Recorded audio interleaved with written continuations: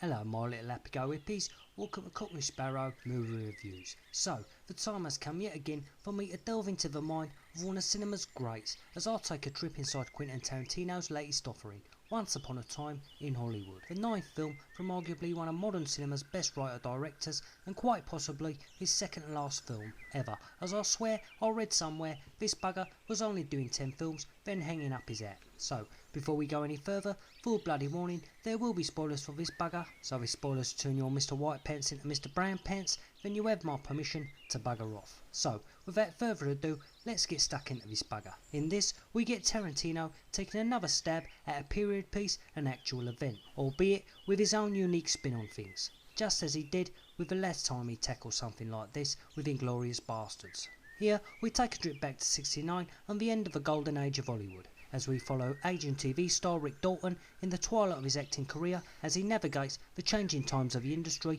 and the world around him. Along for the ride is his stunt double Cliff Booth, who's been Rick's right-hand man for some time. But it's not all about Ricky Boy and Cliff, as we get multiple story threads in this, with a big focus being on rising starlet Sharon Tate. And if you're familiar with her tragic story, then you'll know where this bugger's heading. Or at least, you'll think you'll know where this bugger's heading. As always, with Tarantino, things don't always go where you'd expect. And I have to tell ya, this one turns out bloody brilliantly. And watching this, I found myself knowing what was round the corner for some of these characters and waiting for the shit to go down. And even though in the back of my mind I was expecting that Tarantino spin, I did not see that ending coming. And it's largely to do with how engaged I was in the story of these characters. And the one thing Tarantino does better than anything else is characters. With a star-studded cast as always, we get treated to some amazing performances, especially from old Leo DiCaprio, who is just on fire in this bugger.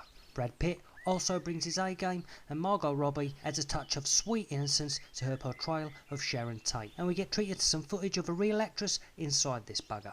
This one is also packed full of that dark Tarantino humour and style that he's become synonymous with, and he even manages to get his foot fetish fix in this. But I'll tell you what, if I'd have been in that movie theatre and seen Margot Robbie with her feet up like that, I'd have told her pissing straight, get them bloody trotters off them seats. She's not bloody home now. The cheek on some people. Anyway, I could not have enjoyed this bugger any more than I did. It's another fantastic bit of work from Tarantino and all involved. It's teeming with cameos galore and little nuggets from previous Tarantino flicks. But if there's one little niggle I had with this film, it's that there's no Sam the Man in sight. Or maybe I'll miss that. Probably not, as not much gets past these peepers, let me tell you. All in all, this to me just showcases the genius of Tarantino by taking something as dark and horrifying as the Manson murders and turning it on its head into an enjoyable romp with an happy ending that keeps you engaged from start to finish. This gets 9 tits from this little dicky bird, and I can't wait to see the next instalment from the Tarantino universe. Don't forget to subscribe and leave a likey